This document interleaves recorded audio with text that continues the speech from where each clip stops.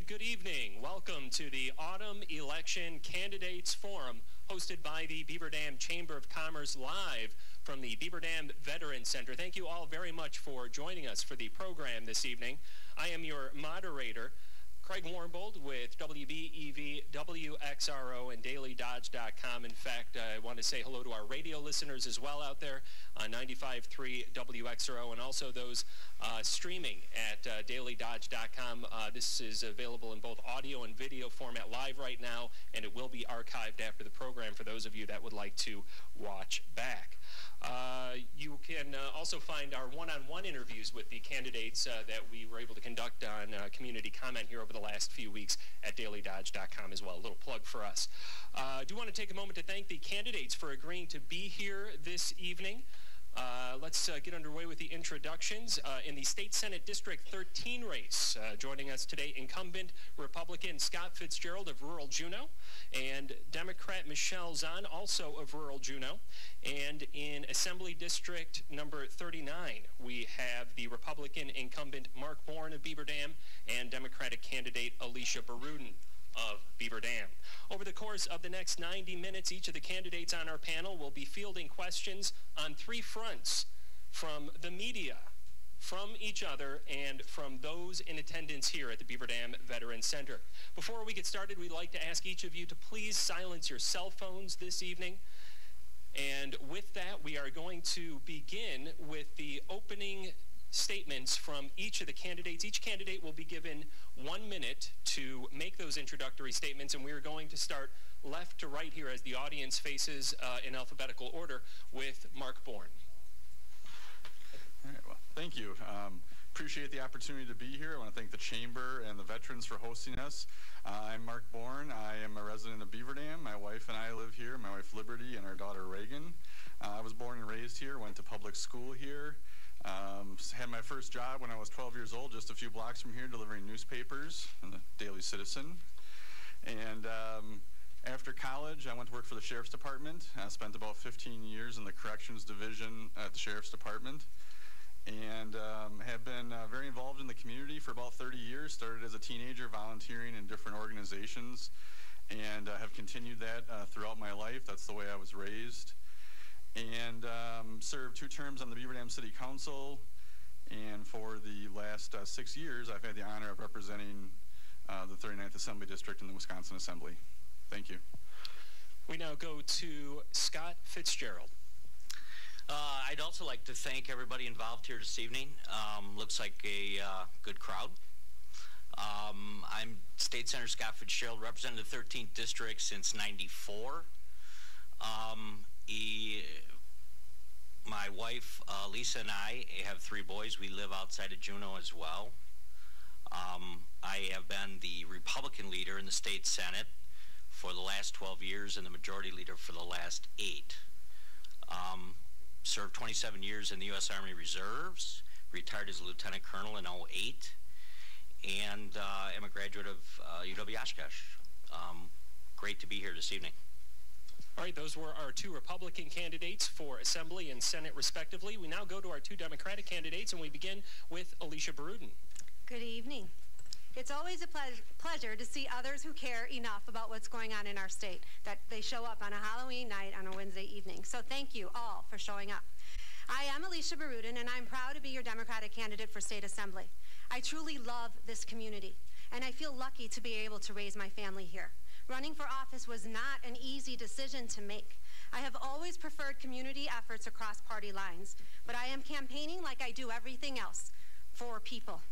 I'm running because I'm worried about the direction of our state. I felt compelled to take this challenge after seeing our incumbents' voting record, which demonstrates a lack of concern for our environment, our public schools, our hardworking families, and our access to health care. I hope with your vote to have a chance to make a positive difference for our state. And we now go to Michelle Zahn. I thank you all for coming here tonight. Thank you, Chamber, for hosting this event. My name is Michelle Zahn. I am a retired dairy farmer. I own and operate a national handmade soap mail order business known as the Soap Lady, and I want to clean up things in Madison. I have always lived in Madison. I live in Wisconsin, I'm sorry. I live on our farm outside of Juneau with my husband Jim, and we are married 45 years. We have 3 children, 9 grandchildren, and 1 great-grandson. We raise sheep and beef cattle. Throughout my life, I have made my time for volunteer opportunities to give back to my community. I've served over 27 years on various boards of directors. Together with study groups affiliated with the UW-Madison, I've traveled all over the world to learn about how other countries deal with issues. Because I've had these experiences, I have connections all over the world, the state, and in government, education, and law enforcement, all of which help to keep me informed about issues at hand.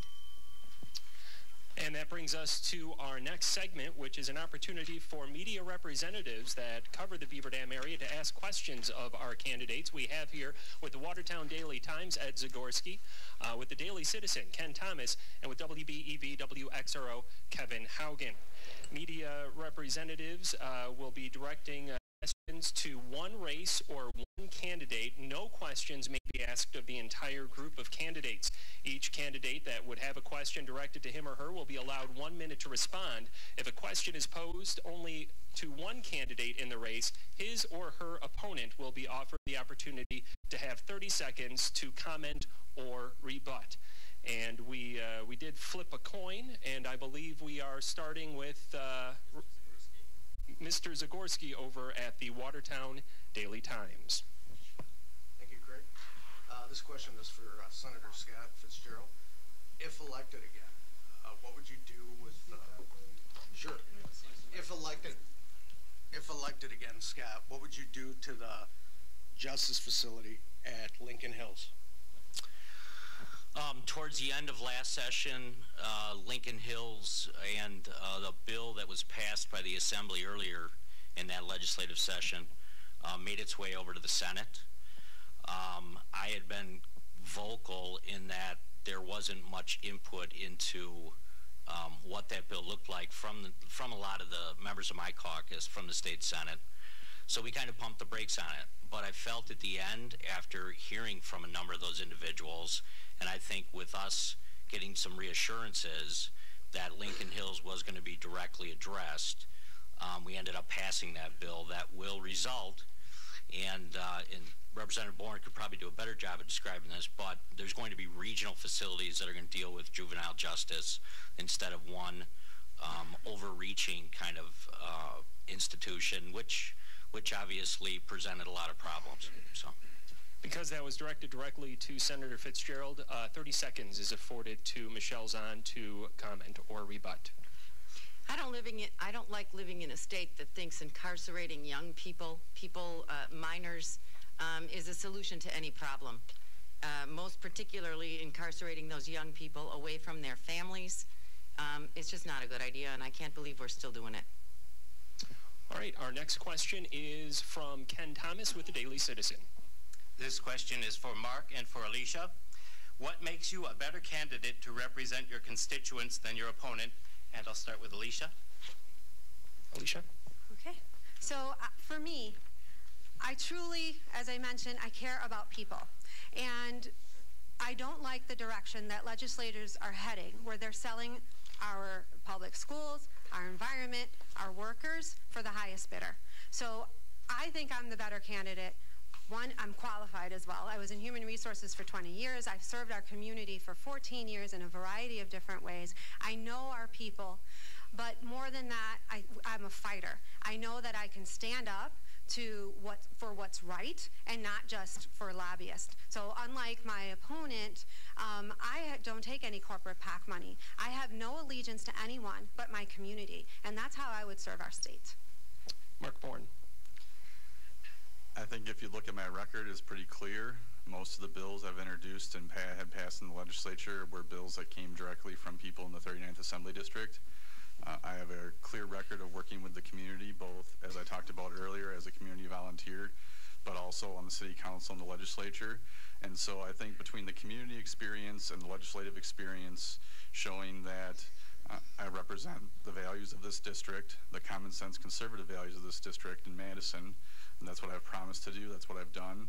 And so I think that I'll proudly stand by the record regardless of accusations that are made. If people look at the record, I think it reflects what I've promised to work on and the success that we've had in Wisconsin in the last few years. We now go to Media Representative Kevin Haugen with WBEV and WXRO. This question is for Scott Fitzgerald and Michelle Zahn. The state DNR this week approved permits for 3 high-capacity wells near trout streams where a judge had previously invalidated permits. The latest news in an ongoing issue playing out in the courts and at the Capitol. Agricultural groups say the wells are vital for their livelihood to water crops, while environmentalists say that heavy withdrawals from the underground aquifers have been drying up lakes, streams, and other wells. What approach, if any, do you think the legislature should take in upcoming sessions to address concerns with high-capacity wells? And we'll start with Michelle. First, I would restore local control. Stop letting Madison run everything that happens in our communities. Second, I would, with regard to local control, take into consideration that when we pass legislation, we have to think about what is better for the entire common good. It's not just those farmers who need whatever it is that they're trying to take, the water. It's not just theirs. The water belongs to all of us. So I would also restore the power of the DNR to do the studies that we've taken away recently. Now go to Scott Fitzgerald.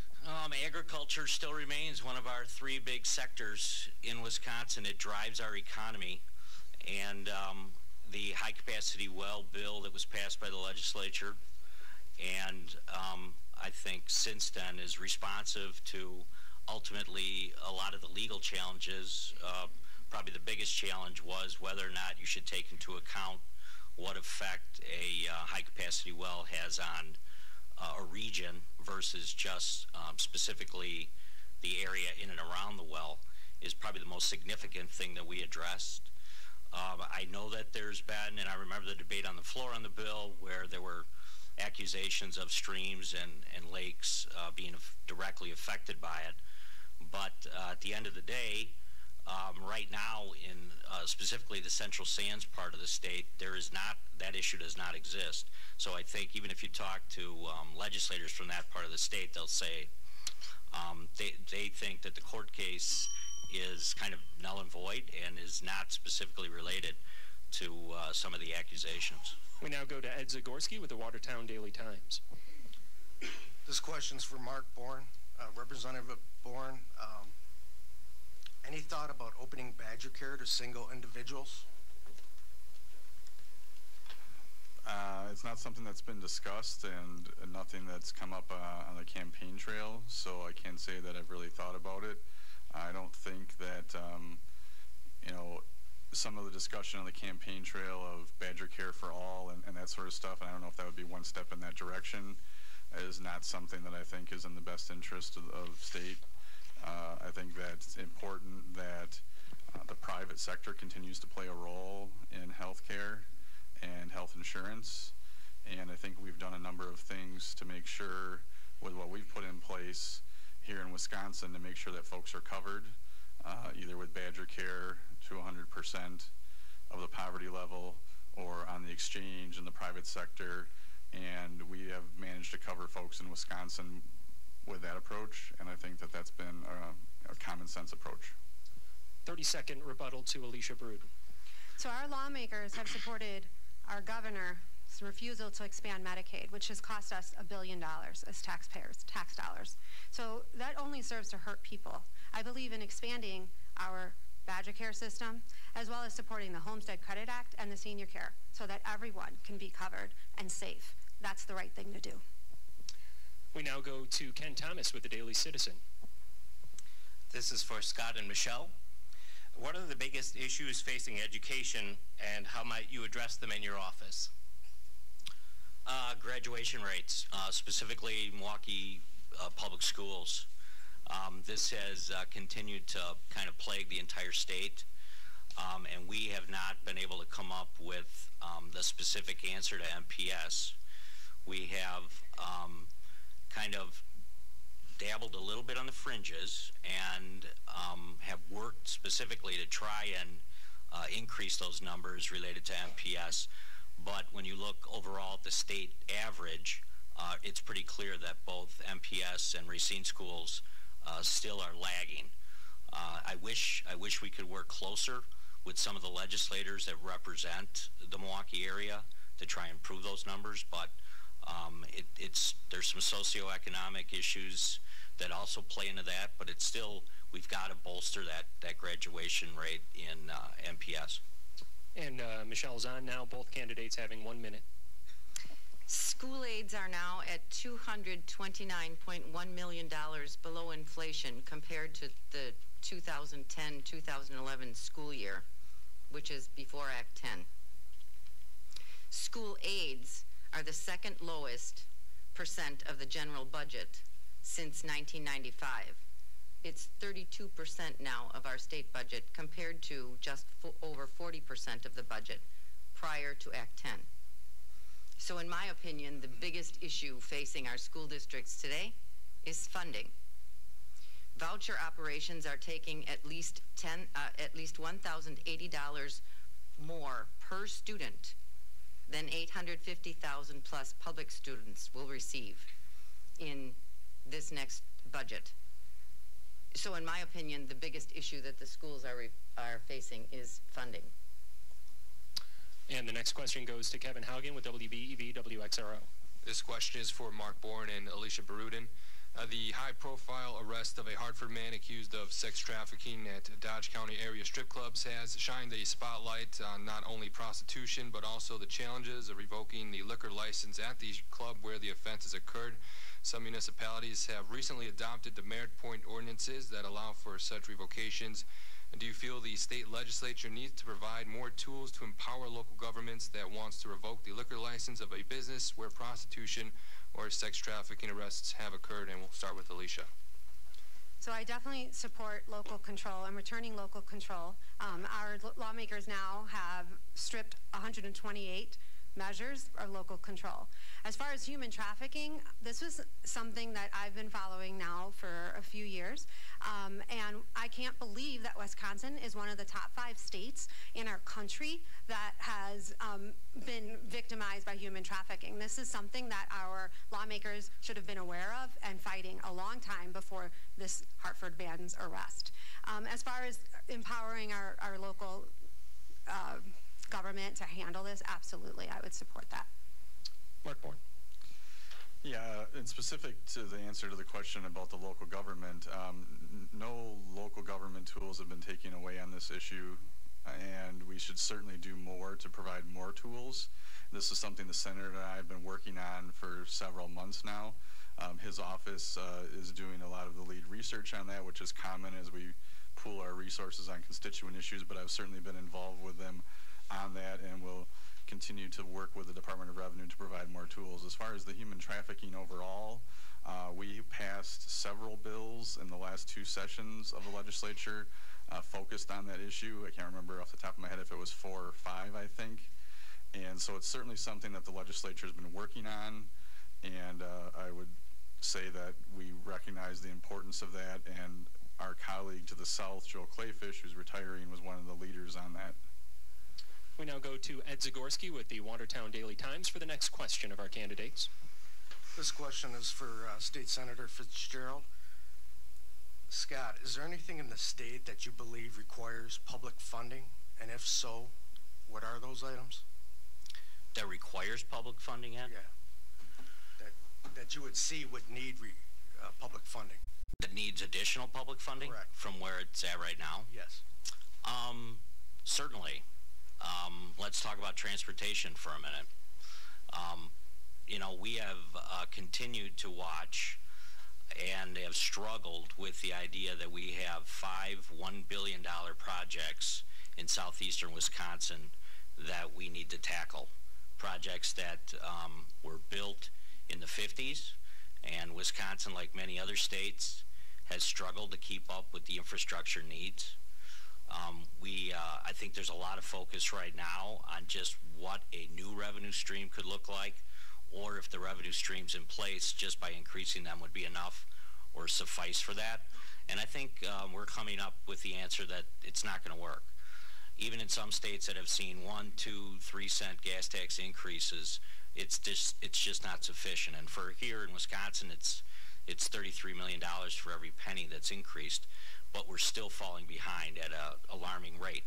So if there's any area right now that I think once the legislature comes back in January that they focus on, it's probably going to be infrastructure. 30 seconds to Michelle Zahn. If you're asking me if I think is there anything that needs public funding, I'm going to tell you it's health care.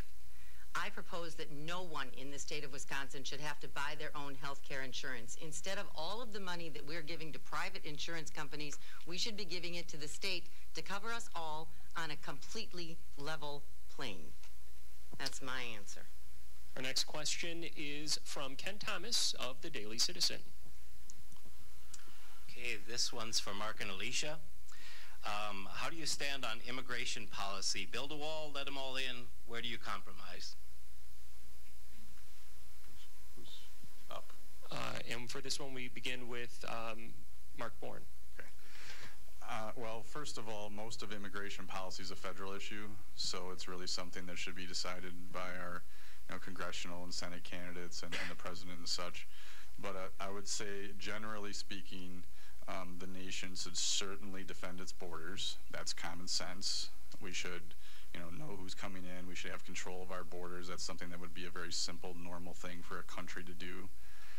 And I would also say, though, is that we need to have a robust, legal immigration program, because one of the top issues that this state and a lot of other states face right now is workforce. And that's something that I hear about probably more than almost anything else on the campaign trail this time around. And there are a lot of things that can improve that situation, but one certainly is a good legal immigration system that can bring more folks to the U.S. and to Wisconsin to participate in our successful economy here right now. Both candidates getting 1 minute for this answer, and we go to Alicia Bruden. I don't believe in building a wall. I think that is a complete waste of our taxpayer dollars and would be atrocious. So that does not represent our American democracy. So I'll answer that. And I do agree that it is a federal issue, but locally, I would really like more transparency. I think we need to know what's happening in our detention centers and make sure that people are being treated humanely. I don't agree that we should not honor our DREAM Act. And I would love to be able to be a part of an administration that would help support our immigrant population here. Our next question is from Kevin Haugen with WBEV WXRO. And this question is for Scott Fitzgerald and Michelle Zahn. Do you feel Wisconsin's state legislative and congressional district boundaries are drawn in the best interest of our voters? And we'll start with Michelle. Absolutely not. I believe that my opponent has led the legislature to draw lines so that he remains in power, he and his party. Senate District 13 is a perfect example of that. The city of DeForest is divided into at least four different legislative districts. One city divided. And that is expressly to keep the Republican Party in power. My premise, my question is, if you have to cheat to win, don't play. 1 minute to Scott Fitzgerald. Well, in the 24 years I've been in the state legislature, I've been in and out of the majority 12 times. The last two special elections that were held in Wisconsin, the Democrats won in seats that we were told leaned Republican. And the majority right now is 18-15. And I think there's a chance next week that certainly we have competitive seats that could make that majority even slimmer. So I'm not sure where this huge majority is for the Republicans in the state Senate. But what I would tell you is, per the Wisconsin Constitution, it is a responsibility of the Wisconsin legislature to draw the maps. And whether I'm the majority leader in the state Senate or my colleague Jennifer Schilling, the minority leader from La Crosse, is the leader, I still support the idea that the legislature should draw them. Doesn't matter who's in control at that time. The legislature has the responsibility to do it, and they should do it in the future. I'll just say one other thing real quick. This whole idea of this Iowa nonpartisan board is just that. It's a partisan board. It doesn't work. I've talked to the speaker, Linda Altmaier, many times. Thank you, She Senator. says it's as partisan as any other board. We now go to Ed Zagorski with the Watertown Daily Times. This question is for Representative Bourne. Is there anything more that legislators can do to keep opiates out of the wrong hands? Well, I'm sure there are things that we can and will do in the next session to continue to build on what we've called the HOPE legislation. My colleague John Nygren from the Green Bay or Marinette area has led on this, really made Wisconsin a national leader on this. We've done, I think, 30 bills so far. But certainly as we've worked on some of those bills, the intent was to build off of them. That's part of how we set it up. We have several pilot programs going in different parts of the state to test out different types of treatment facilities and things like that. So at least in the discussions that we've had in the Assembly, my guess is there have been similar ones in the Senate. The intent is to build off of the successful ones. That's why you have a pilot program. And we'll always continue to work with our partners in the medical field and law enforcement. That's the way the HOPE legislation's been. We've worked across a lot of different sectors. And like I said, been a national model for it, but it doesn't mean the work is done. It's still something that's a major challenge for our communities, not just in Wisconsin, but in most of the country. And we'll certainly continue to build on that HOPE legislation. Because that was directed to one candidate, 30 seconds to Alicia Burton to respond. So I was recently part of I helped perform some acts that happened with opioid crisis in our community, and had the honor of being able to read some of the stories from families that have been afflicted. And there was a huge missed opportunity by our lawmakers these past several years to be able to provide true assistance for people either coming out of prison, or how do we help families who can't afford the treatment, or waiting on waiting list for years or months, sorry. And I believe we have time for one more question from the media. That would go to Ken Thomas with the Daily Citizen. This is for Scott and Michelle. Controlling taxes is a big job for any legislature. What can you do to keep spending under control and avoid substantial tax hikes? There's been $8.1 billion in tax relief that's been generated here in the state over the last 8 years. Some of the people here may remember under Governor Doyle, we were going in just the opposite direction with double-digit increases both in corporate income and in property taxes.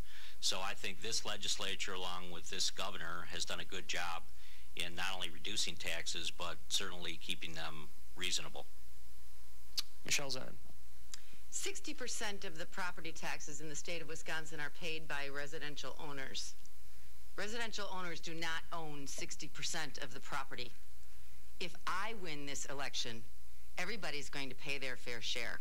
This idea of giving corporate tax breaks is ludicrous. It makes all the rest of us have to pick up the slack, and that's not right. Well, we do still have some time before 7:30. We can squeeze one more question in from WBEV WXRO's Kevin Haugen.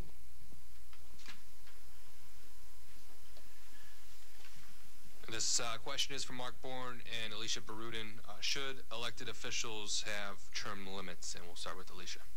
Yes, I definitely support that. I think that elected officials should view this post as a community service and move on to other things and serve our communities in other ways. So we know that the longer that people stay in office, the more ties they have to either lobbyists, their donors. It's not serving new people anymore. They continue to serve their base and not the people. So I'm a huge proponent of term limits. Mark Bourne. I've never been a supporter of term limits. I think that, especially in like an assembly seat like this, I haven't been in very long, only 6 years, but every 2 years I have to reapply for this job. First I have to decide if I want to reapply, and then if I do, I run, and the folks get to decide, look at what I've done and what I intend to do and communicate that in the campaign trail. So I think we already have that, and it's called elections. And I would also point to the fact that in the assembly right now, our most senior member, I think, I know it's Samantha Kirkman, and I can't tell you if she'd been in for 14 or 16 years. So we don't have that type of longevity. I'm considered more senior now after 6 years, which is really not a very long time to be in any sort of government. So I think that the system is working both with the elections and with, at least in the Assembly, representatives deciding when to hang it up, or having their electorate decide when they should hang it up. And that brings an end to our first segment of media representatives asking questions of the candidates. Here now in this next segment, this is an opportunity, moderated debate between candidates, and this will go until 7:55 on the clock. Here's how it works. The candidate that has asked a question will receive 1 minute of time to respond. The candidate asking the question will then receive 30 seconds for a comment or rebuttal. The next two candidates will follow the same process, which will continue until all contested races have had an opportunity to have one question and one rebuttal. Candidates will then reverse positions, beginning with the last set of candidates from the first round. So I hope that's clear. We did draw some names from the bucket before we got things started today, and the first person to ask a question will be Michelle Zahn of Scott Fitzgerald. Why did it take more than 3 years for you to call for a vote on a bill to make cancer drugs more accessible by making insurance companies cover oral chemotherapy? The bill ultimately was passed on the floor of the Senate, and I voted in favor of it. It took you 3 years. Well, there's 3 years. Please allow him to answer the question, if you would, Ms. Zahn. I just answered the question. Oh, I'm sorry. Ms. Zahn, you have 30 seconds for rebuttal. All right. Even though the bill had bipartisan support in both the Assembly and the Senate, you sided with insurance companies who fund your campaigns rather than with your constituents who benefit by access to the drugs. And I want you to know that my husband was one of those constituents who was in the hospital at the time, whose insurance company was able to deny coverage for those oral drugs, requiring a much longer stay and IVs when he was very sick. That could have been fixed, but you refused to call the vote. We now have an opportunity for Senator Fitzgerald to ask a question of Michelle Zahn. What would you do about the labor shortage in Dodge County and in Wisconsin? Change the climate of the Republican Party's looking down upon anyone who doesn't have a white face. That's what I'd do. Right now, we do not encourage immigration. We do not encourage migrant labor. We need to have a diverse climate. That's what I would do. 30 seconds to you, Senator. I don't have anything more. Okay, we now go to our next round of questions between candidates, and as determined prior to the debate, Mark Bourne will be the first candidate to ask a question of his opponent, Alicia Barudin. Tony Evers has put forward a lot of ideas, initiatives, policy things on the campaign trail, and I'm wondering if you could tell folks just one thing that he's put out there that you disagree with.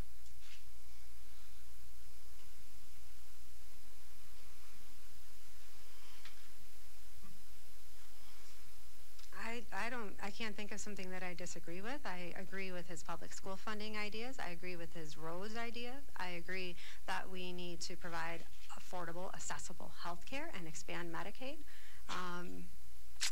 So is there something specific that you would like me to answer to?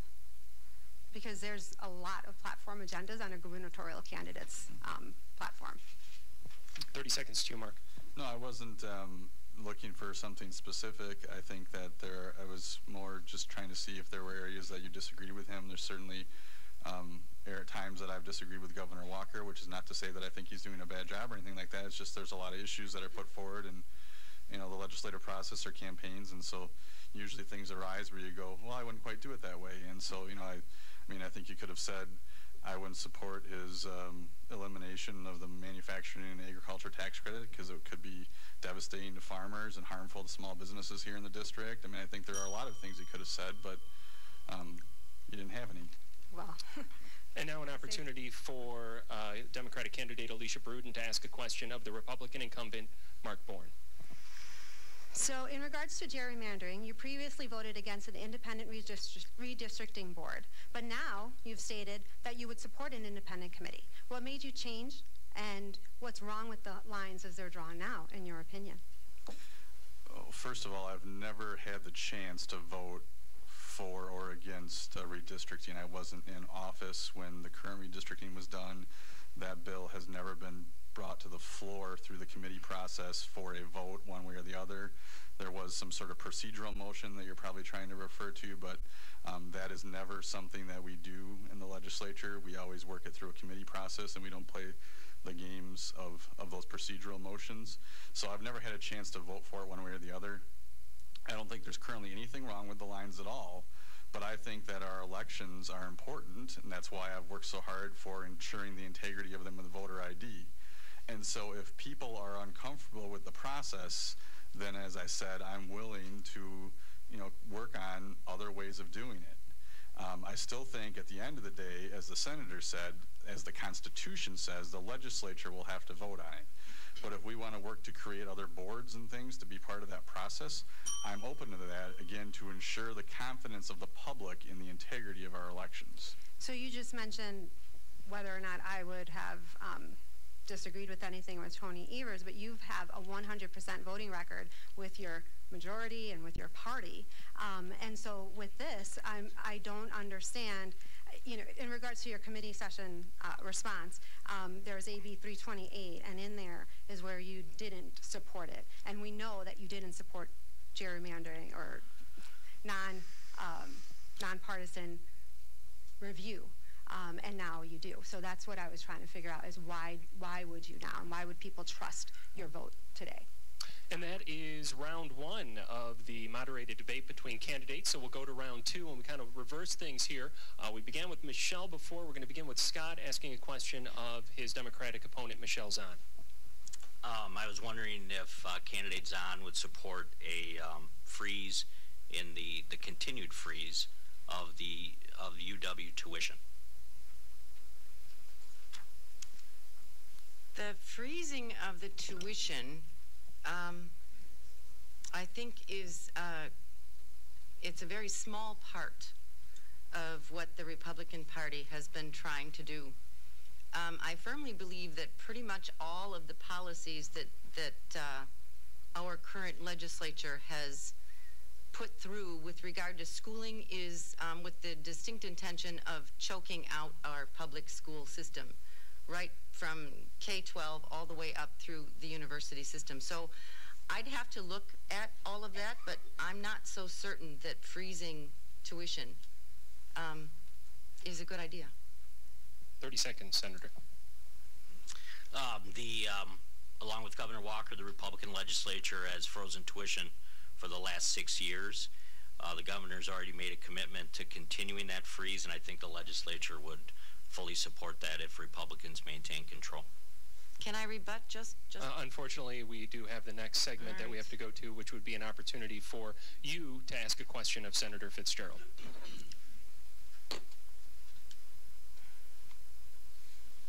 Now?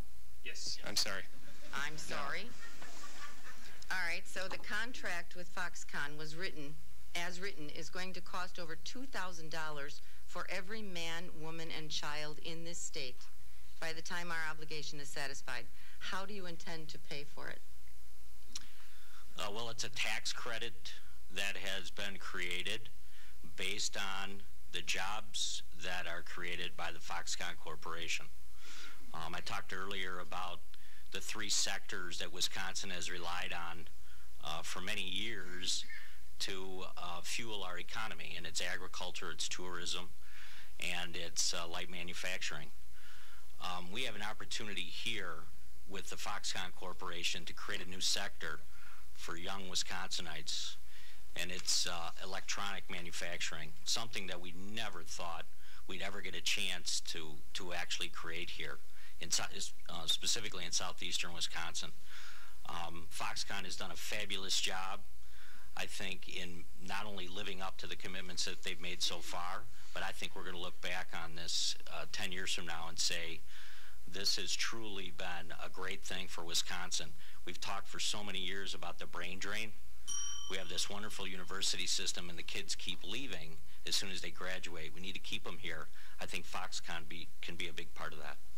And now a 30-second rebuttal to Ms. Zahn. According to the person who is sitting next to you, Foxconn is supposed to create 10,000 jobs to the tune of between 48 and 54,000 per year. And according to our state website, $54,000 per year for a family of 4 is below poverty level. So how is that going to create tax credit? How's that going to pay for all this money? And that's my rebuttal. And now we reverse from our first round of moderated debate between candidates and allow Alicia Barudin to ask a question first of her Republican opponent, Mark Bourne. Do you support the current lawsuit headed by Brad Schimmel, our Attorney General, and authorized by Governor Walker to overturn the Affordable Care Act that would rip coverage away from 2 million Wisconsinites with pre-existing conditions? I do support the lawsuit. The Obamacare or Affordable Care Act, whatever you prefer to call it, certainly has been very detrimental to our system overall, has driven the costs. I mean, I think it was the Democrat governor of Minnesota probably 2 years ago already that said it's certainly no longer affordable, and they began to try to do things to address that issue. And so certainly we have as the state too to try to do things to help address the high costs, the way it's driven costs.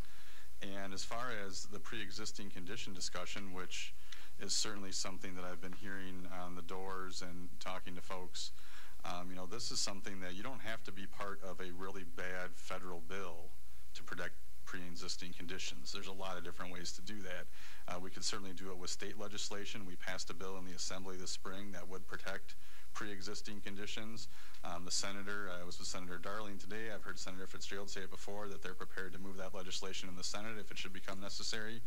And so it's certainly not an issue of pre-existing conditions. It's an issue of a terrible federal law that we need to move away from. 30 seconds to Ms. Barudin. It is absolutely not a terrible federal law. It has saved lives, and it can continue to save lives. We've done high-risk pools in Wisconsin for people before with pre-existing conditions, and while 21,000 were on it, we learned that it was too expensive for more than 500,000 people in Wisconsin. That's 500,000 people that could have had to choose between food or an asthma pump for their child or a cancer treatment for themselves. We cannot go back to that. And in this moment of the second round, an opportunity for Republican Mark Bourne to ask a question of his Democratic challenger, Alicia Barudin. I was so fascinated by the response from the Senate candidate earlier. I'm going to ask the same question of Alicia on what would you do to develop workforce in Wisconsin? Well, I think it's important that we become an attractive place to visit again, and that's taking care of our environment, as well as supporting our public schools. People will want to live here if they can trust our school system, if they know that our roads are good, as well as creating our private sector job growth in our state. We've been stagnant now for 7 years in our private sector job. We need to catch up with the rest of our country where we're creating renewable source companies, renewable energy source companies, and make sure that people, this is a state that we want to live in and that people want to work in, and that's taking care of workers as well, ensuring that our minimum wage is fixed and in line with the cost of inflation. Our property taxes shouldn't be at risk of dark store loopholes. Making sure we take care of people, that's going to be able to create job growth here. Of course, training. I'm a human resource manager. Democrats have always supported training and resources for workers. Half that answer was job growth, which is not the issue. The issue is there's tons of jobs. There's tons of good paying jobs right now, and there are not enough people to fill them. So it's workforce development that's needed. And if all that we need to do is make the state more attractive, then I guess mission accomplished, because our tourism continues to grow, and this is a very attractive state to visit. Our education system is outstanding. We've made major investments in that. So the first few things you said, we've already checked the box on, and we have the jobs. And when you talk about creating better jobs for the future, I almost thought you were going to endorse Foxconn for a second there.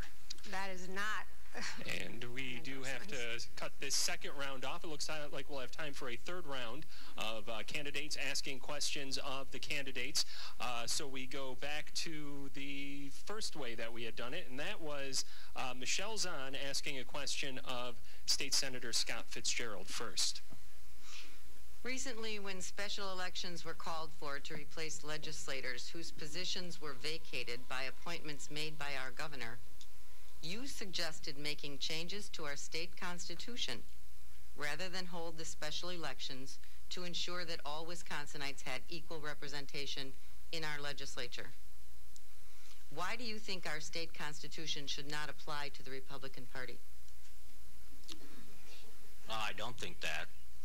And what we're referring to is an inconsistency in statute that deals with our armed forces and whether or not they have the ability to cast ballots. In the special elections that were held in Wisconsin, both in the 10th and the 1st Senate seat, believe it or not, there were airmen and Marines and soldiers that were denied the ability to vote in those elections. I think that's outrageous, and anybody that continues to say that that's okay is wrong. 30-second rebuttal. I think that's a poor excuse for trying not to hold the elections because you saw how other districts flipped. It's not an excuse, it's a truth. It's a truth. And now Senator Fitzgerald has an opportunity to ask a question of his Democratic challenger, Michelle Zahn, once again. Michelle, would you repeal the manufacturing and ag tax credit? Yes, I would. I think absolutely everybody who lives in my house should do their fair share, pay their fair share. And the state of Wisconsin is my house. 30 seconds to you, Senator. I just think there's a lot of farms that are going to be upset if we would actually repeal that credit. It's something that's actually helped agriculture, which is struggling right now in Wisconsin. Second half of round 3, we begin with Mark Bourne asking a question of Alicia Baruden. I'm wondering if you were elected to the legislature, what would be the first piece of legislation that you would work on? Only one, please. A little harder question, I understand, but priorities. I believe public education for pupil student funding, fair funding formula needs to be fixed, making sure that our teachers are taken care of so that our teacher shortages don't continue, taking care of our schools, right? That was our priority for Wisconsin. When I moved here 17 years ago, I was proud to be able to live in a state that had one of the best systems in our country. And I know that our teachers are really worried, our administrators are worried, the direction of public education, that's the true fabric of our democracy, of our country. So that's where I would start.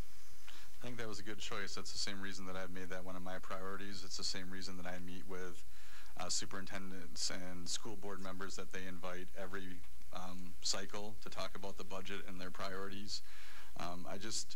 When I visit every district in the 39th Assembly District, I don't hear the same things that you just portrayed there. I get appreciation for the work we do with them.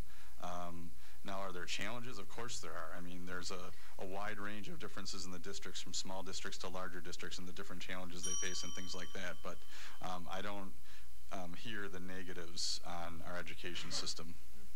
And now an opportunity for Alicia Baruden to ask a question of Mark Bourne. So now that you're on the Joint Finance Committee, you know that state budget bills are the only bills that legislatures must pass in each 2-year session.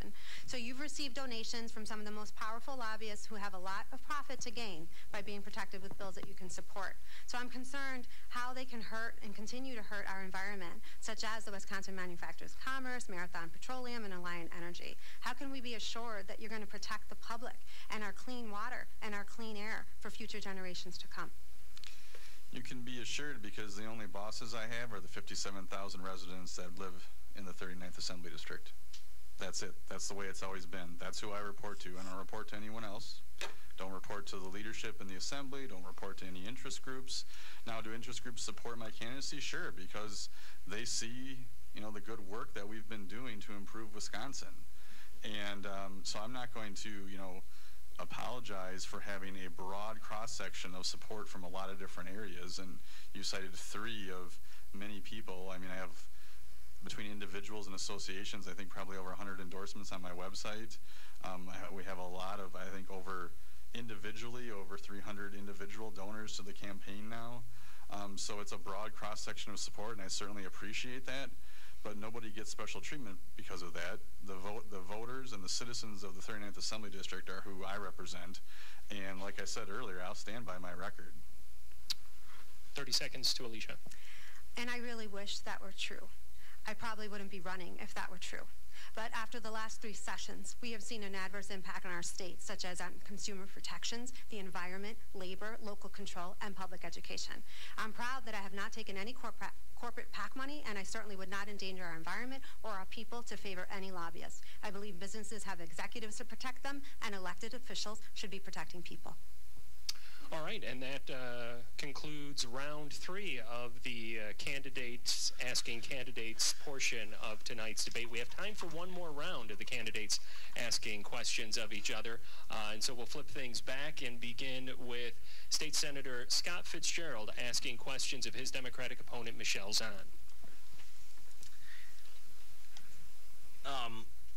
Michelle, right now, there is a lot of green energy mandates that have continued to come down related to utilities. And whether it's wind or solar, which most of the utilities have kind of welcomed into their portfolio, would you support more tax credits for some of these alternative energy systems to be put in place in Wisconsin? I believe the biggest issue, the most important issue at hand right now in the entire world is climate change. So yes, I would support taxpayer money to support alternative energy. Further, I would support taxpayer money going towards our universities. This is the thing about freezing tuition. When you freeze tuition, you starve the university. Starving the university is counterintuitive to fighting climate change. UW-Madison was once one of the top 10 universities on this side of the earth, and we're not there anymore, and it's because we're starving it. So the answer is yes. 30 seconds to you, Senator. The only point I'd make is that you actually are controlling student debt, which is literally out of control right now, not only in Wisconsin, but across the entire United States. All right, now an opportunity for Michelle Zahn to ask a question of Senator Fitzgerald. I want to get back to this freezing tuition. When you freeze tuition, are you going to replace that money with taxpayer money to subsidize the tuition for the students the way we did 20 and 30 years ago? At one time, university tuition was subsidized by the state. It is not done. That's not done anymore. So would you replace the subsidies for tuition? No. As a matter of fact, 4 years ago, the Nonpartisan Fiscal Bureau discovered that the UW system was sitting on $1 billion that they had squirreled away. And until that was discovered, many of us thought that their budgets were balanced. So if there's anything, many of my colleagues have watched the UW system like a hawk to make sure that they're not, again, inflating their budgets and asking for more general purpose revenue. So no, I wouldn't support that. All right, so that brings us to the second half of this round and an opportunity for, what's that? And it looks like we are sparing Alicia and Mark the final portion of this segment as we are out of time. This is the portion of the debate where we give our candidates and those of you here 5 minutes to stretch your legs. We'll be right back here in just a few minutes with the rest of the Autumn Election Candidates Forum from the Beaver Dam Veterans Center.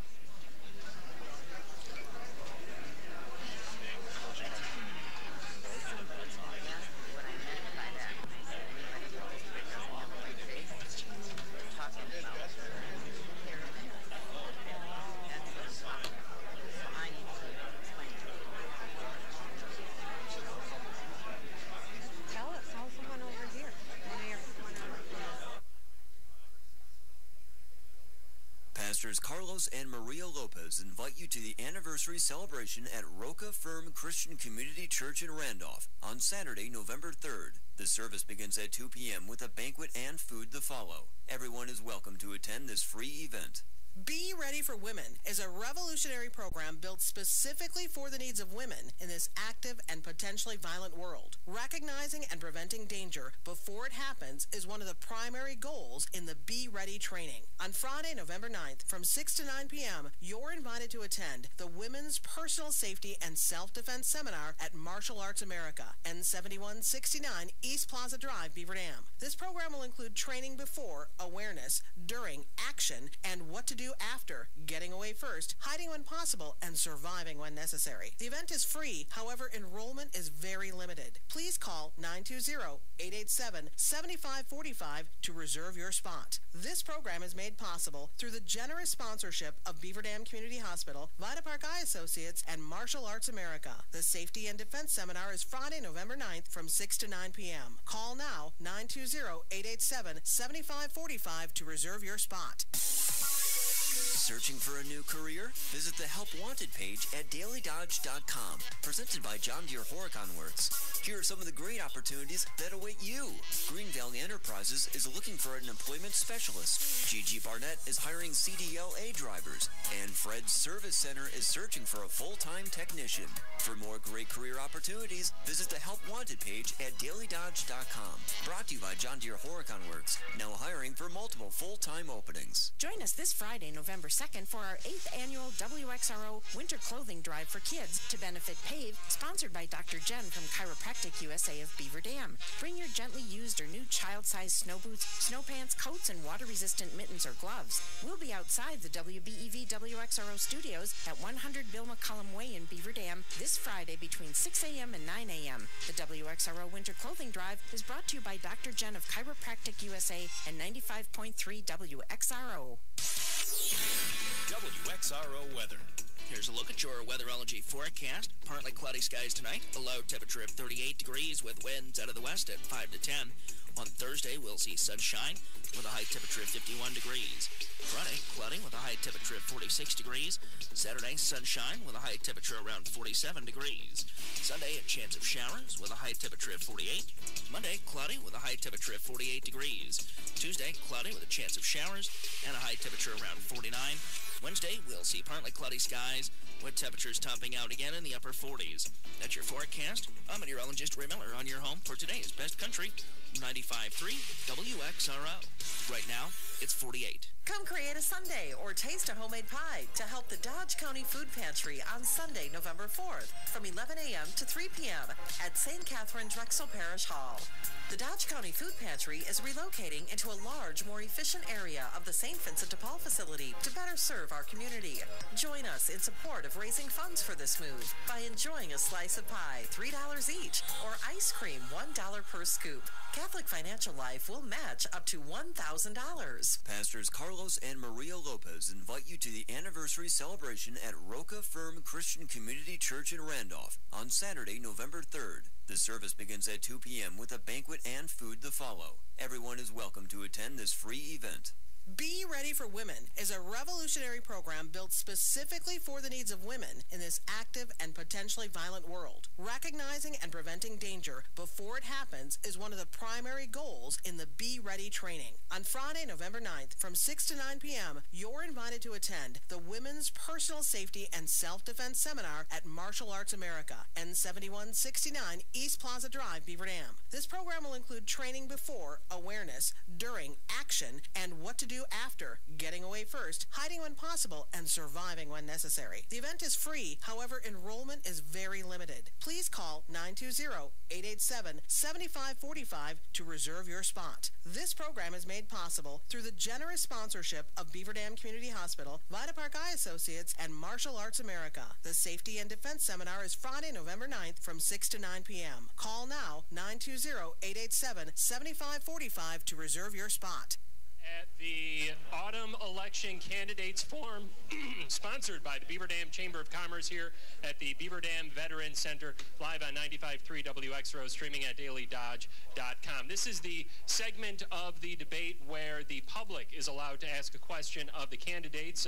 First hand that goes up essentially is the one that I'm going to go to first, and so she won this one for the first round. I'm going to explain the rules here in just a second. So the moderator, that is myself, will field only verbal questions from the public, from candidates until 8:26. Each candidate that would have a question directed to him or her will be allowed 1 minute to respond.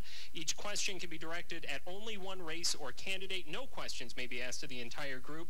If a question is posed to only one candidate in the race, his or her opponent will be offered the opportunity to have 30 seconds to rebut. And the way I'm going to do this is, as the candidate is finishing answering the question, when he utters that or she utters that last syllable, the first hand that I see go up at that time will be the individual that I go to ask the question. And we go to this young lady here for the first question of this segment. Thank you.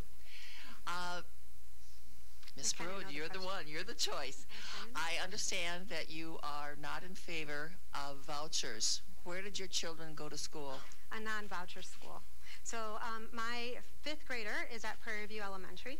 And Prairie View has been amazing. And then my sophomore in high school is at Wayland, and we don't use vouchers, but my commitment to public schools is that all of our public school dollars should go, our public tax dollars should go to public schools. So my decision to send our daughter to Wayland was a personal decision, and that choice shouldn't be supplemented by our tax-paying community, and that's what I would fight against. So that was directed directly to Alicia, so Mark gets 30 seconds. And certainly on the vouchers, this is an area where we differ, and because I believe that parents should be able to choose what's best for their family and their child, and I also believe that should be true for low-income parents. Just like Alicia or I and my wife and her husband and her had the decision to work out that they could afford to do and make the decision that was best for their family and their child, I would just like to make sure that low-income families also have the ability to weigh all the things that we've been able to weigh as families. And I don't think just because we can afford it that that's the only reason that you should be able to make what's the choice that's best for your child. Do I get to talk anymore? No, and it's just the 30-second rebuttal. And so we'll go to the next individual that has a question, and this gentleman had his hand up first here. And if you would, your name, sir, before you ask the question. My name is Dave Drake. I'd like to ask you about voter ID. You need a driver's license to vote. I understand that. But what do you need to get your birth certificate? A driver's license. It's just a runaround. Is that a harder way for people to get an ID? Is that a question directed toward a particular group? Mark Bourne. To Mark Bourne. Sure. There's a process at the DMV that they can help anyone with, and there is a process that is set up to make sure that anyone that needs ID to vote, that the DMV will help them get that ID. So if you need to get a hold of particular documents from other states, they're supposed to help with that. That was something that we put in place several years ago. It wasn't this past session. I think it was the session before that. And because we want to make sure that we have integrity in our elections, the ID is a very simple and routine thing for most folks. We use it all over the place. You gotta use it to rent a movie. But certainly if folks are having problems with that, they should reach out to the DMV. If it's a problem that's going on right now, you should do it as soon as possible so that they have time to work with you, because that agency is supposed to work with you. I'm confident that they will, and that's something that we set up to make sure that we could protect the integrity of our elections. 30 seconds to Ms. Brood. So voter ID, there's no reason for it, and there's been no fraud proven in Wisconsin. My grandmother, who's going to be 92, fortunately, she's been able to have her ID. She never drove, and she's had her children be able to take care of her. But there is a disparate impact, definitely, for elderly and for minorities in our state in gaining those voter IDs. So I wouldn't say that it's something that's easy for people, and we've seen the impact. Next hand. All right, we are over here. The woman in the green jacket.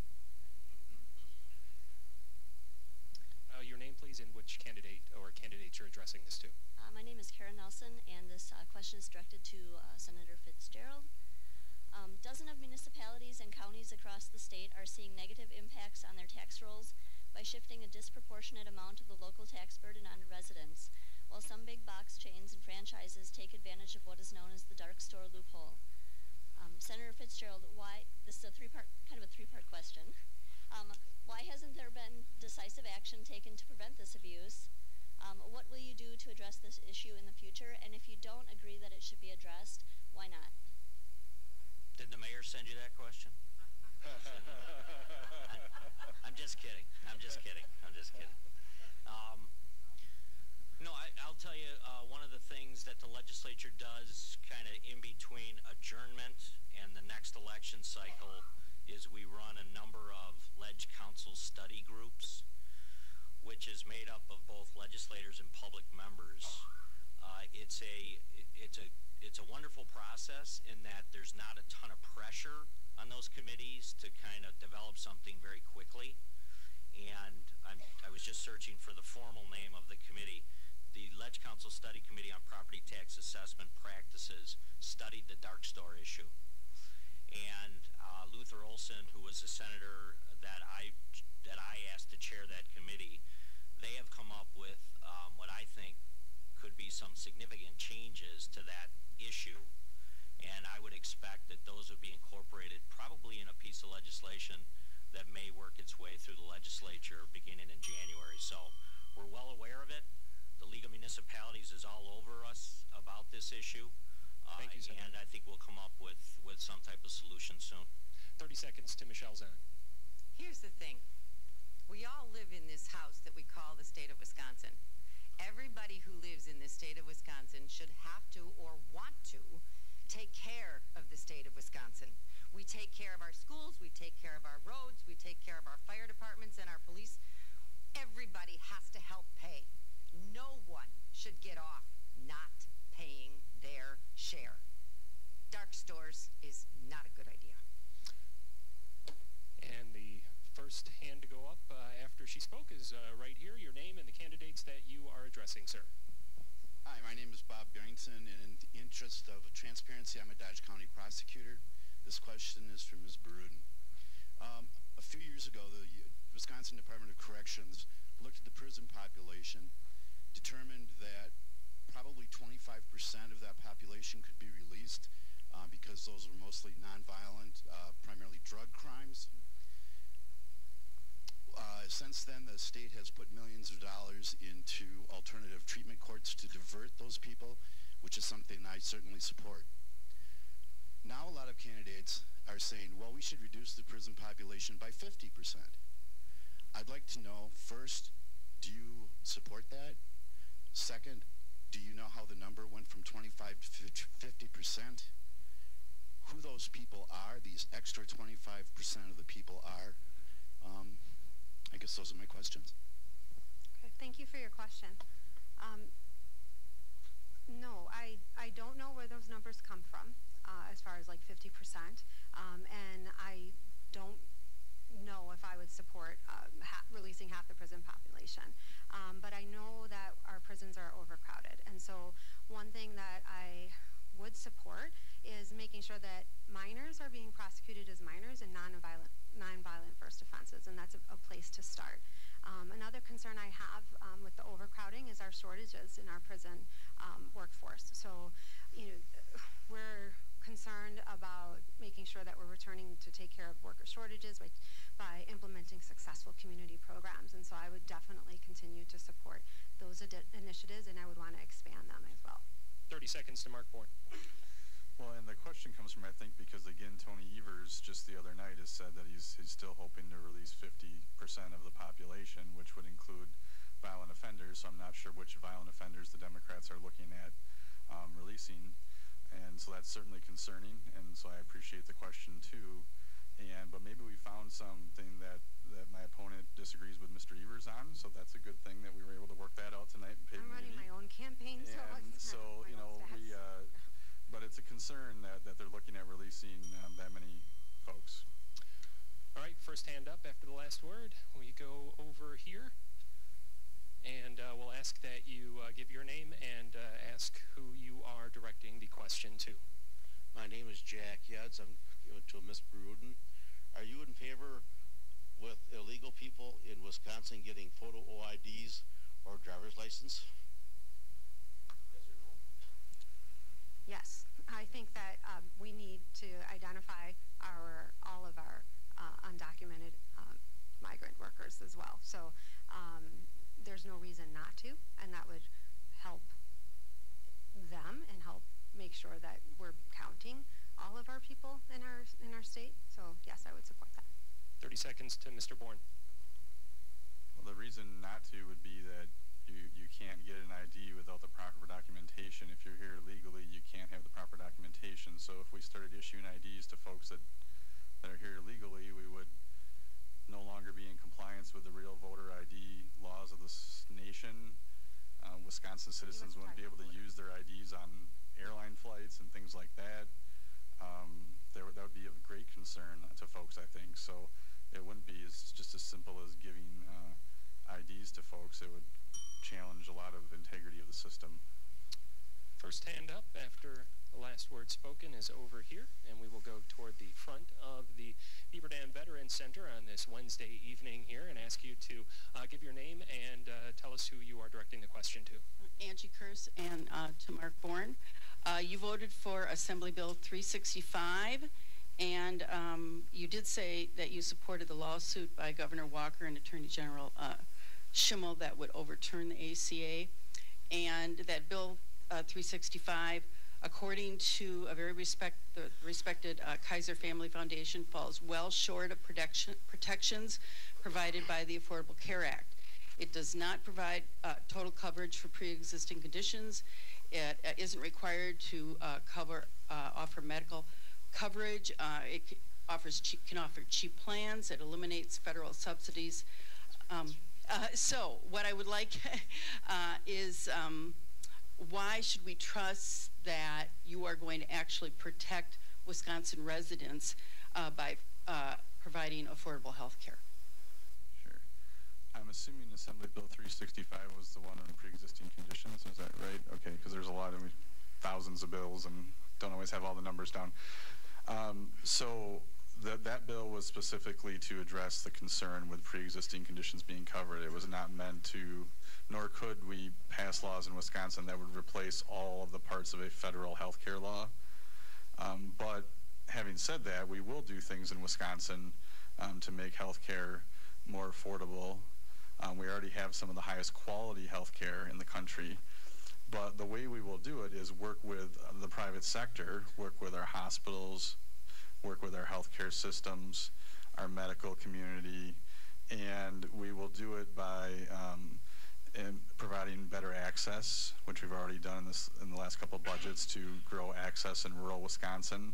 We work with our 2 medical colleges to do that. We'll continue to do that. To provide access to psychiatric, especially for children, invested more money in this budget for child psychiatric care throughout Wisconsin. So we'll continue to work on things like that. 30 seconds to Alicia Bruden. So 2.4 million, that's how many people would lose their insurance coverage or have to pay more if we were to go back to this plan of high-risk pools and having to pay more. And a lot of those 2.4 million are children that then have to live the rest of their lives in fear that they can never afford whatever medication, like I mentioned, if it's asthma, antidepressant, whatever that a pre-existing condition can cover. A lot of them are women, right? So we can't go back. What's happening now is working, and let's make sure that we keep it. First hand up is over here, and we'll ask you to give your name and who you are directing the question to. Good evening. My name is Bracha Roy Fabian. I'm new to your community. The mayor did not put me up to this, and I have a question for Alicia and Mark. So though I'm new to your community, I'm one of those young people that leapfrogged the brain drain. I'm not a farmer, and I'm not Foxconn. I'm here to open my own business. I don't own my own space. And I'm wondering what the 2 of you will do to help young entrepreneurs like myself at the state level to have any rewards or any support economically. And I believe we left off with Alicia going first. This question is directed to both of them. Yes.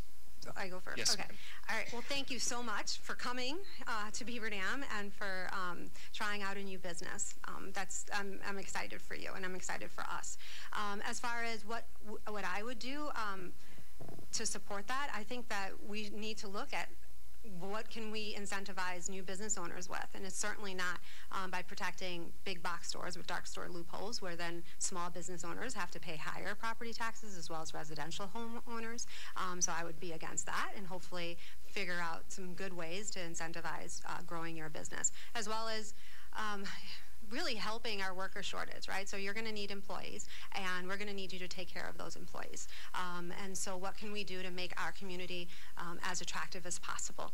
And you know, our mayor is on a good route for that, but as I mentioned before, to attract employees and for you to stay here, good public schools, good roads, and making sure that our community is safe. So. 1 minute to Mark Bourne. Well, welcome and thank you. And you are what makes the Wisconsin economy. Entrepreneurs, small business owners like you, that's what drives our economy. That's what we work for in my caucus in the state capitol. And the number one thing that I have heard in the last 6 years from small business owners like yourself is the regulatory burden. There's too much paperwork. It's too hard to get things done. You know, you're trying to get your business going. You're trying to get your employees in place, and you spend all this time dealing with government, whether it be local government, state government, federal, sometimes with payroll and things. And so we have done a lot to reform that in Wisconsin. We're going to continue to do that. And the dark store thing affects you also because if we don't do it right, we will raise taxes on our businesses. And even if you're renting a space, you can guarantee that the landlord's going to pass that on to you. And so we need to make sure that we find the right balance in that. We protect the residential properties, but we don't punish. In the interest of folks that think they want to target Walgreens, we don't punish small businesses like you. And we will go to, we'll ask you if you would give your name and the candidates that you're asking the question of. Sure. My name is Deepa, and the question is for Mark Bourne. So I want to know your thoughts on President Trump's plan to end birthright citizenship with an executive order. As this is a federal issue, I really don't have any thoughts on it because it's not anything that I would ever work on in Madison. I'm aware from the media coverage in the last 24 hours or so that there appears to be some serious constitutional questions to that. But I am not going to pretend to be a constitutional scholar tonight because that's not my role either in representing the folks in the 39th Assembly District in Madison. So I don't know whether it's possible or anything about that. I would just say that, as I said earlier when we were asked about immigration policy, you know, that's a federal issue. I think those are excellent questions for Congressman Grothman here in the Beaver Dam area, for you know, the candidates for the U.S. Senate race, Grothman's opponent, and certainly something that folks on the federal level should be engaged in. 30 seconds to Alicia Bruton. And I'm sorry, I didn't hear the question. It was about President Trump's, by executive order, eliminating birthright citizenship. Oh, I'm definitely against that. So, no. First hand up, I believe, is over here. And we'll ask you to give your name and the candidates that you are directing the question to. My name is Bill Pfeiffer. I direct my question to Michelle. I've heard you several times say today about everybody in Wisconsin should pay their fair share. Can you outline for us what exactly, by percentage or dollar amount, is a fair share? Sure. At present, the way our property taxes are distributed, 60% of the property taxes collected in the state of Wisconsin are from homeowners. But homeowners don't own 60% of the real estate. I am proposing that all real estate owners pay their fair share of the property tax, which would mean that yours ultimately would go down, or that corporations would suddenly have to pay property tax. That's what I'm suggesting. 30 seconds. I'm sorry.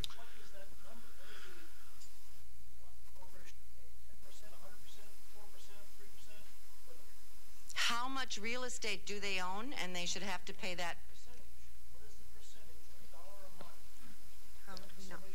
I'm sorry, I don't have that figure. Unfortunately, we can't have a debate right now after the question is asked. If you would like to use your remaining time to address that, Ms. Zahn.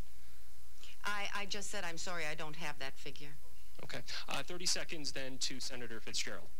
Yeah, I mean, the one thing I would be wary of is, you know, one of the things that the legislature did was make a huge investment in agriculture. Again, one of our big sectors, and that was done through farm use value.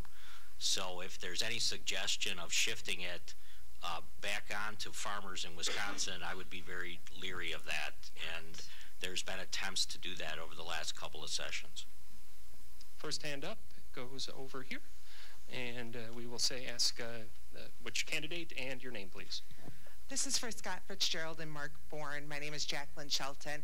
I guess I wonder, based on the previous question, do you both support reducing our prison population, and what specific steps would you be taking besides just treatment courts to do that? You know, in the last several years, our legislature has increased penalties, increased the number of crimes, and that has increased our prison population. In addition, our prisons are becoming a more and more unsafe place given Act 10 and the fact that our guards are working unbelievable amounts of overtime. So what are you doing to address that issue as well? You do have to address it at a race and not a I can't. party. Okay. I guess I would go to Scott Fitzgerald then. Okay.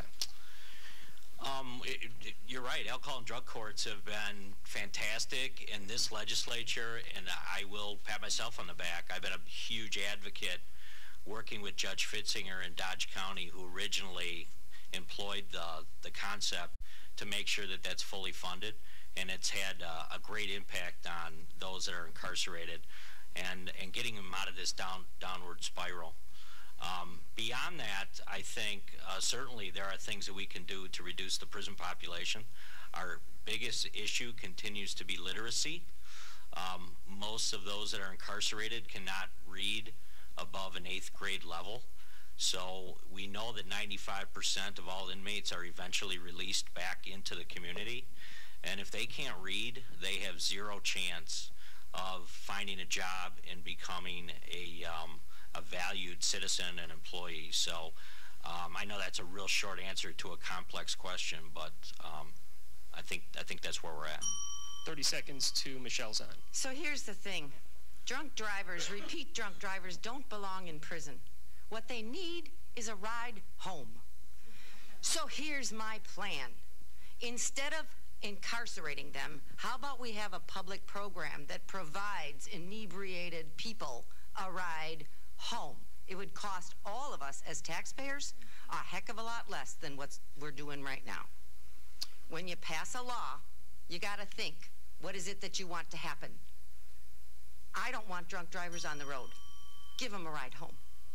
All right, and our first hand up here is kind of in the middle of the row. I don't know how I'm going to get to you, but if you could give your name and which candidates you're asking a question of.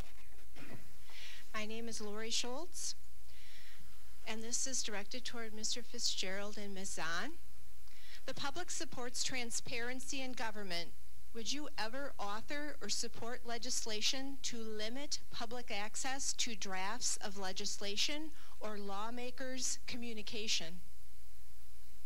And I believe we left off with Michelle Zahn going first. So I go first? Yes, ma'am. I think absolutely everything that any of our public elected officials does should be open to scrutiny. I also believe that every single bill that's brought forward for consideration should be given enough time that the public can come and put their 2 cents worth in about it. Because every single action creates a reaction. There's externalities. When you pass a law, there are unexpected consequences, and you cannot anticipate those unexpected consequences unless you discuss them with people with whom you disagree. That's my answer. 1 minute to Senator Fitzgerald. Yeah, there's a short period of time when you're drafting a bill in which it's legally protected as a draft in Wisconsin that says you can have an exchange of ideas, whether it be with a constituent, with another legislator, with somebody within the executive branch, so that you can fine-tune that bill and before it's released publicly. But after that, it is completely subject to the open records law. All right, and I think we could squeeze one more question in from a member of the audience. This gentleman had his hand up first. Richard Kinderman. My question's for Alicia. Are you in favor of repealing Act 10? And if the answer is yes, realizing it saved taxpayers over $3 billion, and also realizing the problems the public unions, the shortfalls in Kentucky, California, Chicago, Detroit, how would you explain that to taxpayers about going back to the old way? So as far as repealing Act 10, I believe that we need to return collective bargaining strengths, most definitely. We're seeing the worker shortages as we attack our unions, and so that needs to change. The unions were set up in our country by people that died on the streets. Women, men, minorities, they fought for the worker rights that today we get to celebrate. And those are, whether it's 8-hour work days or paid time off. So we can't forget what unions brought to this country. As far as saving taxpayer dollars, our unions are not costing us taxpayer dollars. On the contrary, we're allowing our middle class workers to sacrifice on a poor minimum wage. So our unions set our wages and our competition, and so without them, we're seeing corporations being able to take advantage because people are at the mercy of not having representation. 30 seconds to Mark Bourne. I think she said she wants to repeal most of it, or maybe all of it. That wasn't exactly clear, but as you stated in the question, that would have a significant impact on state and local government costs. And I don't know what those solutions would be because I would not advocate for such a move. I think that this took a budget deficit several years ago and right-sized the ship, so to speak, and moved forward in a very reasonable way that has brought a lot of success both financially and in our institutions to Wisconsin. So I certainly would not support the repeal that she was suggesting. And that brings us to our final segment of the evening here, and that is an opportunity for each candidate to present their closing statements to everybody here. They're given 1 minute to do this. We began on that side of the room before. We will begin on this side of the room for the final, Ms. Sondage, if you would begin the final closing statements. Thank you. Okay. I have lots of closing statements, but I have 1 minute, so I'm going to tell you that I firmly believe that the most important issue in this campaign is accelerating climate change. We need leaders who acknowledge science and join the rest of the world in reducing greenhouse gases. And while I understand there are many important issues in everyone's daily life that come to the front, the truly most important issue at hand is climate change, because if we don't fix that, nothing else matters. The second most important issue, in my opinion, is campaign finance reform and campaign reform. We need to overturn Citizens United because money is not speech and corporations are not people. And far too much money and time are spent on campaigning, leaving our representatives with little or no time to address issues that are important to us. So those are my two most important issues, and I thank you very much for having me here. We now thank you very much. That's Michelle Zahn. She is the Democratic candidate for the 13th State Senate District. We now go to Alicia Bruden, who is the Democratic candidate for the 39th Assembly District. We are at a turning point in the history of our state. We have to start demanding that our legislators govern for a whole community and not just one party or the wealthiest.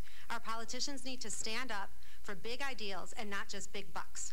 If I'm elected, you will be able to trust that whether I go into a closed-door meeting or an open session, I will be having true discussions to strengthen our working class, protect health care, improve children's opportunities, and create a sustainable Wisconsin with good roads and clean water.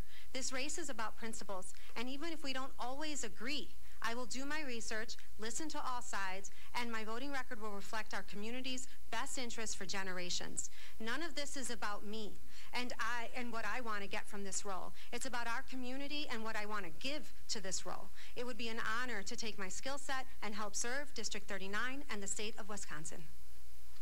And with that, we go to Scott Fitzgerald, the Republican incumbent for State Senate District 13. I just mailed out a piece. I hope everybody in the room got one of these possibly in their mailbox today. It's a comparison that I keep talking about all the time, which is the difference between 2010 and 2018 when Republicans took full control. In January of 10, unemployment was 9.3. It's now 3%. Under the state budget, we had a $3.6 billion deficit under Governor Doyle. We now have a $500 million surplus. We had double-digit increases when it came to tax burden. Like I said earlier, we now have $9.1 billion in tax relief since 2010. UW system, they put $10.7 billion into that system. K-12 education. We now have put $11.5 billion into K-12. That's the big lie of this entire campaign, is that there's less money in K-12 education. UW tuition, like I said earlier, we've had a 6-year freeze. I'll stand by that freeze. And the last thing is healthcare quality. We're ranked #1 in the nation when it comes to quality of healthcare. You can debate a lot of other things related to healthcare, but we are #1. So thank you. We now go to Mark Bourne, who is the Republican incumbent in State Assembly District 39. Thank you. I want to thank the Chamber and the veterans for hosting us. I want to thank the media folks for participating, and everyone here and joining us at home for listening to us tonight. I think that probably the two most important things I've learned in the last 6 years that are key to serving this community is I need to listen. So I try to listen to people from all different parts. And you need to tell the truth, because there's nothing that's worth risking your integrity, your accountability to the citizens of this district or your colleagues in this job. So the closing statement to me is simple when I can just say, I promised 6 years ago to take the common sense of conservative values of this district to Madison. I promised it every 2 years since then. I promise it again. It's exactly what I've done. The state is moving in the right direction. We cannot go backwards. I need you to help me continue to move the state forward and vote for me, Mark Bourne, on November 6th. Thank you. And that brings to an end the autumn candidates debate tonight. I want to thank the candidates for being here this evening. From State Senate District 13, Representative Republican incumbent Scott Fitzgerald and his Democratic opponent Michelle Zahn, and from Assembly District 39, Republican incumbent Mark Bourne and his Democratic challenger Alicia Barudin. I also want to thank the Beaver Dam Veterans Center for hosting the debate this evening. Thank you very much. Thank you to our audio and video tech, Kale Zomer, and the folks back at the station for helping put this on. A thank you to Phil Fritchie and the Beaver Dam Chamber of Commerce for hosting the event this evening. And finally, want to thank you, the voter, either joining us here at the Beaver Dam Veterans Center on WXRO, DailyDodge.com live, or via pre-recorded video or audio. Thank you for taking the time to educate yourself on the candidates and the issues. I hope you were able to provide a viable platform with valuable information that helps you make an informed decision. So that is going to do it for the Chamber's annual Autumn Election Candidates Forum. From the Beaver Dam Veterans Center, I'm Craig Warmbold saying please go out there and exercise your right as an American to vote.